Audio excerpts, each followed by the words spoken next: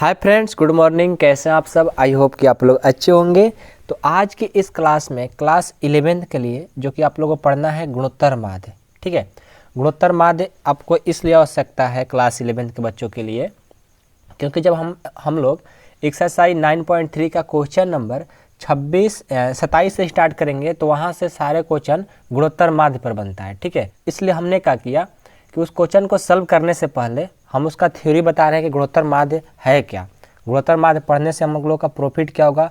देखिए, प्रॉफिट ये होगा कि जब आप क्वेश्चन करने जाओगे तो वहाँ पर आपको सारे चीज़ मालूम रहेगा, तो जब क्वेश्चन करोगे तो इजी तरीका से समझ में भी आएगा और आप लोग इजी तरीका से कर भी पाओगे। ठीक है, इसलिए हमने क्या किया, एक वीडियो बना दिया थ्योरी का गुणोत्तर माध्य के बारे में ही। ओके, तो चलिए हम स्टार्ट करते हैं। गुणोत्तर माध्य ज्योमेट्रिक मीन, जिसको इंग्लिश में क्या बोलते हैं? ज्योमेट्रिक मीन बोलते हैं। ओके, चलिए तो सबसे पहले हम लेते हैं, आप इस बात को ध्यान दीजिएगा, जैसे हम ले लेते हैं कि दो धनात्मक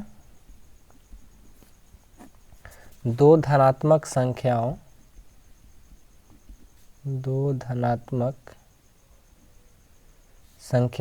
a तथा b, ठीक है, का गुणोत्तर माध्य। एक गुणोत्तर माध्य इसका बताना है। देखिए, बात को समझिएगा अच्छे से, सारे चीज़ समझ में आपको आएंगे। ठीक है ना, जल्दबाजी नहीं करना है। देखिए, दो धनात्मक संख्या है, कौन कौन? a और b। तो a और b का गुणोत्तर माध्य क्या होंगे? तो a और b का गुणोत्तर माध्य होगा √ab।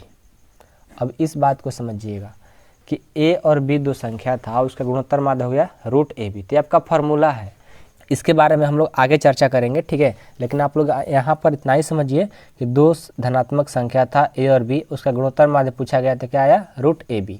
ठीक है, अब देखिए आगे बढ़ते जाएंगे तो सारी चीज़ आप लोग को समझाते हुए चलेंगे और सारी चीज़ आप लोग को समझ में भी आएगा। ओके, अब देखिए, अब गुणोत्तर माध्य में एक होता है आर आता है। जैसे आप लोग सार अनुपात पढ़े हैं ना, तो गुणोत्तर माध्य में सार अनुपात निकालने के लिए कैसे निकाला जाता है, चलिए आपको उसको पहले समझाते हैं। उसके बाद हम एक गुणोत्तर माध्य का फॉर्मूला कैसे √ab हुआ इसको समझाएंगे। ओके, आइए तो सबसे पहले ले लेते हैं कि एक संख्या है, फिर यहाँ से a1 a2 a3 dot an और लास्ट में b। a और b देखिए क्या है? दोनों धनात्मक संख्या है, उसके बीच में कौन सी संख्या है? a1 a2 a3 डॉट कहाँ तक? an तक। तो सबसे पहले यहाँ देखिए प्रथम पद क्या है? यहाँ पर प्रथम पद हमारा a है। ठीक है, प्रथम पद क्या है? a है। उसके बाद अंतिम पद क्या है? b है। तो लिखिए अंतिम पद। अंतिम पद कहने का मतलब क्या है? एल कहो चाहे एन कहो चाहे टी एन कहो, ये सारी चीज़ आप लोग को पहले ही समझा चुके हैं। तो अंतिम पद यानी एल बराबर क्या है? बी। उसके बाद इसमें पदों की संख्या, इसमें मतलब टोटल कितना संख्या है? तो पदों की संख्या देखिए, यहाँ से a1 a2 a3 dot an तक यानी n पद है, और इसमें एक और b मतलब a और b, एक दो मतलब दो पद क्या हो रहे हैं? ज़्यादा हो रहे हैं, किसमें? n में। तो यहाँ से यहाँ तक n है और a और b क्या हो रहे हैं? दो ज़्यादा हो रहे हैं, तो इसमें जोड़ देंगे n+2 हो गया, यानी पदों की संख्या n+2 आ गया। अब सार अनुपात क्या होगा? तो सार अनुपात आपको पता है, जीपी में गुणोत्तर श्रेणी में यानी गुणोत्तर माध्य में सार अनुपात क्या होता है? हमारा आर होता है। आर को क्या बोलते हैं? सार अनुपात बोलते हैं। ठीक है, अब देखिए इससे आपसे तो अब देखिए इतना तो आपको पता चल गया। अब आपसे कोई पूछ दे कि इसमें अंतिम संख्या क्या होगी? अंतिम संख्या मतलब क्या? लास्ट पद। अंतिम संख्या यानी एल, लास्ट पद को बोलते हैं हिंदी में अंतिम संख्या, यानी एल का फार्मूला पूछ रहा है। एल कह लो या एन कह लो, चाहे टी एन कह लो, चाहे इवन कहो, ये कहीं बात है, आपको पहले बात समझा चुके हैं। ओके, तो अंतिम पद यानी एल, इसका फार्मूला क्या होगा? तो इसका फार्मूला होगा ARn-1। अब देखो अंतिम पद का तो फॉर्मूला हमको पता है ज्योमेट्रिक में प्रोग्रेशन में कि ARn-1 होता है, लेकिन यहाँ पर जब हम गुणोत्तर माध्य पढ़ रहे हैं तो यहाँ पर देखिए कुछ फार्मूला अलग हो जाएगा। कैसे? तो ध्यान देना। तो सबसे पहले देखो यहाँ से L क्या है? अंतिम पद। तो यहाँ पर अंतिम पद क्या दिया है? B। तो यहाँ पर लिख लो B। A का A, R का R, N यानी पदों की संख्या होता है, तो पदों की संख्या इसमें कितना दिया है? n+2। तो n की जगह क्या हो जाएगा? n+2 अब -1, यानी हमारा यहाँ से b बराबर आ गया AR, यहाँ पर n जो कहते हो +2 और -1 क्या हो जाएगा? +1 होगा, घटेगा तो 1 आएगा। अब देखिए यहाँ से b गुना कर देगा तो भाग कर देगा, b ये हो गया बराबर, यहाँ से r के पावर n+1 बच गया। ठीक है।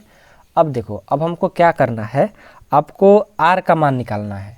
तो यानी आर मतलब सार अनुपात बताना है कि सार अनुपात कैसे हम गुणोत्तर माध्य में निकालते हैं, ये आपको बताना है। ओके, देखिए आप क्या करिए कि इसको बी बाई ए ज्यों कहते हो, आर के पावर एन प्लस वन में क्या कर रहा है, गुना ही ना कर रहा है। इधर आएगा तो क्या लग जाएगा, बटा में लग जाएगा, यानी इधर आएगा तो 1/n+1 हो जाएगा, यानी आर बराबर कितना आ गया, इतना आ गया। यानी इसको फाइनल रिजल्ट लिखिएगा तो आर का मान क्या होगा, सार अनुपात हो जाएगा बी बाई ए पावर में 1/n+1। इसी फार्मूला से हम लोग क्या निकालते हैं, सार अनुपात, कहाँ पे, गुणोत्तर माध्य में।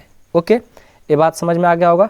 अब चलिए, अब आपको सिखाएंगे गुणोत्तर माध्य के बारे में। ओके, अब आपको सिखाते हैं गुणोत्तर माध्य के बारे में। तो देखिए, सीखिए अच्छे से। गुणोत्तर श्रेणी का मध्य पद, मध्य पद मतलब बाध्य, मध्य पद कहो, ठीक है। गुणोत्तर श्रेणी का मध्य पद निकालना है, तो कैसे निकालेंगे, ध्यान दीजिएगा। सबसे पहले देखिए, मान लेते हैं कि ए एक संख्या है और एक बी संख्या है, इसके बीच का मध्य पद निकालना है। बीच का मध्य पद मान लो क्या हो गया, जी हो गया, ठीक है। ज्योमेट्रिक मीन जीएम पढ़ रहे हैं तो हमने क्या किया, यहाँ पर जीएम ही लिख लिया। ज्योमेट्रिक मीन मतलब मध्य पद निकालना है, ठीक है। अब देखिए, अब हम क्या करेंगे, यहाँ पर ए और इस जीएम का मतलब मान लेते हैं जी, क्योंकि ज्योमेट्रिक मीन पढ़ रहे थे इसलिए हम क्या किए, जी लिख लिए, और कोमा बी। अब देखो, अब आपको गुणोत्तर श्रेणी का मध्य पद निकालने के लिए आपको ए जी बी मतलब 3 पद दिया गया है। तो कैसे निकालेंगे, तो हम किसका प्रॉपर्टी यूज करेंगे, गुणोत्तर माध्य, गुणोत्तर श्रेणी का। गुणोत्तर श्रेणी क्या कहता है कि दूसरा पद बटा पहला पद, दूसरा पद बटा पहला पद, और तीसरा पद बटा दूसरा पद। अभी दोनों को लिखने के बाद क्रॉस मल्टीप्लिकेशन कर दो, जी से जी स्क्वायर, ए से बी से ए बी, यानी स्क्वायर हो जाएगा तो रूट लग जाएगा, यानी जी बराबर रूट ए बी आ गया। तो देखो, यही हमारा गुणोत्तर माध्य का फार्मूला होता है। बात समझ में आया। और इधर देखो, जब रूट लगता है तो प्लस और माइनस दोनों लेकर आता है। देखो, प्लस में भी और एक माइनस में भी आता है, किसका, गुणोत्तर श्रेणी का मध्य पद निकालने के लिए, यानी जी बराबर रूट जी बराबर plus minus root a b होता है। ओके, इस बात को ख्याल रखिएगा। अब देखिए, कुछ इंपॉर्टेंट बात है जो आप लोग को बताने जा रहे हैं, उस बात को ध्यान दीजिएगा, ठीक है। बहुत कम ही टीचर समझाते हैं आप लोगों को, लेकिन हम आप लोग को आज ये बात समझाने जा रहे हैं, तो आप उस बात को समझिएगा। चलिए स्टार्ट करते हैं उसको भी। आइए, आपको देखिए बताते हैं कुछ खास बात है। जैसे आप लोग अभी तक एम पढ़े हैं, एम कहने का मतलब समांतर माध्य यानी अर्थमेटिक मीन पढ़े हैं। तो अर्थमेटिक मीन का फॉर्मूला क्या पढ़े आप, ए प्लस बी बाई 2 पढ़े हैं ना, इसको समीकरण फर्स्ट मान लो, ठीक है। अभी आपने क्या पढ़ा, ज्योमेट्रिक मीन गुणोत्तर माध्य, क्या पढ़ा फॉर्मूला कि होता है रूट ए बी। अभी आपको पढ़ा है ना, यहाँ पर देखो तो गुणोत्तर माध्य के बारे में क्या पढ़े थे, ए और बी का गुणोत्तर माध्य क्या होगा, रूट ए बी होगा। तो यहाँ पर गुणोत्तर माध्य यानी ज्योमेट्रिक मीन क्या आ गया, रूट ए बी, इसको समीकरण सेकंड मान लो। ये दोनों चीज़ आप लोग पढ़ लिए हैं। और एक चीज़ है जो कि आप लोग को बीएससी में जाएंगे तो पढ़ना होगा, लेकिन यहाँ पर कुछ हम हिंट दे रहे हैं, बता दे रहे हैं आप लोग को, ठीक है। या इस टॉपिक को कभी टाइम मिलेगा तो पढ़ा भी देंगे। आपको चाहिए तो कमेंट बॉक्स में कमेंट करना या मेरे व्हाट्सएप नंबर मैसेज कर देना। ओके, इसको क्या बोलते हैं, एच एम, इसको बोलते हैं हार्मोनिक मीन। हार्मोनिक मीन क्या होता है, हार्मोनिक मीन होता है 2ab बटा a plus b. H M मतलब हार्मोनिक मीन होता है, और इसका हिंदी होता है हरात्मक माध्य, ठीक है। इसको मान लो थर्ड। ये तीनों चीज़ एक ही साथ चलता है, ए एम, जी एम और एच एम। तो इसको बोलते हैं arithmetic mean, geometric mean, harmonic mean. अब देखिए क्या होता है कि आपसे कोई पूछ दे, ठीक है ना, या ऐसे सीख लो पहले, ये बात ध्यान देना। जब हम समीकरण, देखो समीकरण फर्स्ट और गुना थर्ड करेंगे ना, पहले करके दिखाते हैं, फर्स्ट को थर्ड को गुना कराएंगे। ओके, तो क्या हो जाएगा, फर्स्ट है ए प्लस बी बाई 2 गुना, और सेकंड कितना है, सेकंड है आप लोग का, सेकंड है 2ab बटा a प्लस बी। ये चीज़ आप लोग को दिखा था ना, शायद हमारे ख्याल से याद नहीं आ रहा है कि आपको दिखाया ना दिखाया, ध्यान नहीं है तो आप लोग प्लीज़ देख लीजिए कि एच एम एम क्या बोलते हैं, अर्थमेटिक मीन इतना दिया है, ज्योमेट्रिक मीन इतना, हार्मोनिक मीन इतना है। इसको फर्स्ट, इसको सेकंड, इसको थर्ड कर ले, ठीक है। अब क्या कर रहे हैं, फर्स्ट और थर्ड को गुना कर रहे हैं। तो फर्स्ट और थर्ड को गुना करेंगे तो ए बी कट जाएगा, 2 से 2 कट जाएगा, यानी क्या बच रहा है, ए बी। तो इस ए बी को हम क्या लिख सकते हैं, इस ए बी को लिख सकते हैं root a b, sorry a b को लिख सकते हैं रूट ए बी के पावर 2, यानी रूट ए बी के स्क्वायर लिख सकते हैं। जब इसको तोड़ेंगे, स्क्वायर हटेगा तो क्या आ जाएगा, रूट हमारा हट जाएगा, ठीक है ना। ए बी को रूट ए बी स्क्वायर लिख सकते हैं और रूट ए बी स्क्वायर को ए बी लिख सकते हैं। तो ये तो बात आप लोग समझ रहे होंगे। ओके, तो बहुत सा माइनर बात है, ठीक है। लेकिन मेन बात क्या है आप लोग को बताना हम चाह रहे हैं।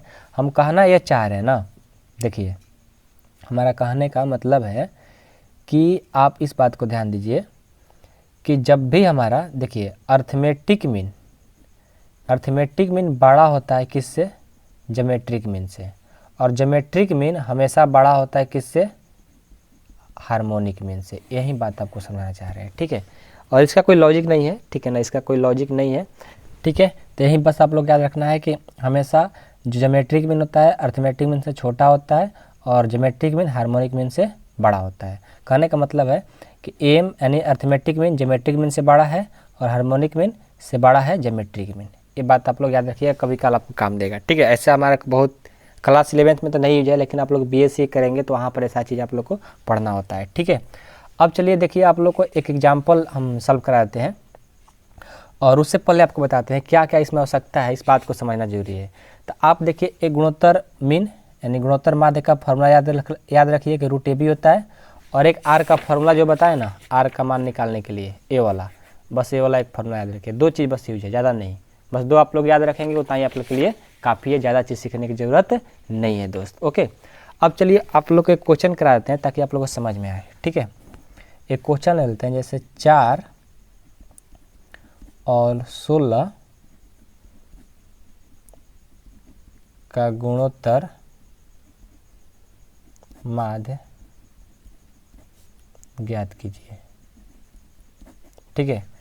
4 और 16 का क्या करना है, गुणोत्तर माध्य बताना है। तो कैसे बताएंगे, देखिए सबसे पहले लिखेंगे माना कि x 4 एवं 16 का क्या है, गुणोत्तर माध्य है। देखिए हमको पता नहीं था कि 4 और 16 के बीच में गुणोत्तर माध्य कौन होगा, तो हमने क्या किया, x को क्या मान लिया, इसको एक गुणोत्तर मान लिया, किसका, 4 और 16 के बीच, ठीक है। तो इसको लिखने का तरीका होगा 4, x, 16। x को क्या मान लिया हमने, 4 और 16 का गुणोत्तर माध्य है। तो अब देखिए इसको क्या करेंगे, हम जीपी के गुण से हल करेंगे, जीपी के गुण से। जीपी क्या कहता है, जीपी कहता है कि सेकेंड पद यानी दूसरा पद बटा पहला पद, दूसरा पद बटा पहला पद, तीसरा पद बटा दूसरा पद। अब इन दोनों को क्रॉस मल्टीप्लिकेशन कर दो, x से x ले गुना करेंगे तो x स्क्वायर, 16 से 4 से करेंगे 64। अब ये स्क्वायर इधर आएगा तो रूट लग जाएगा और प्लस माइनस दोनों आ जाएगा। 64 का वर्गमूल 8 होता है, तो देखो x का मान जो आ गया 8 आ गया। तो यहाँ पर 4 और 16 का गुणोत्तर माध्य क्या होगा, 8 हो जाएगा। बस बहुत सिंपल सी बात है, ठीक है। तो मेन आप लोग को जीपी अच्छा से आना चाहिए, गुणोत्तर माध्य का फॉर्मूला याद होना चाहिए कि रूट ए बी होता है, और आर का फॉर्मूला बताएं ए बी बटा 1/n+1। बस ये दो चीज़ आप लोग याद देते समझिए कि पूरा गुणोत्तर माध्य आप लोग बना लेंगे, कोई बड़ा बात नहीं है, बहुत ईजी है। ओके, आई होप कि आप लोग ये सारी चीज़ समझ में आ गया होगा, माइनर बात है, ठीक है ना, मेन आपका चैप्टर है। चलिए हम चैप्टर स्टार्ट करेंगे, क्वेश्चन नंबर, चलिए मिलते हैं अगले वीडियो में, आप लोग का क्वेश्चन स्टार्ट करेंगे, क्वेश्चन नंबर 27।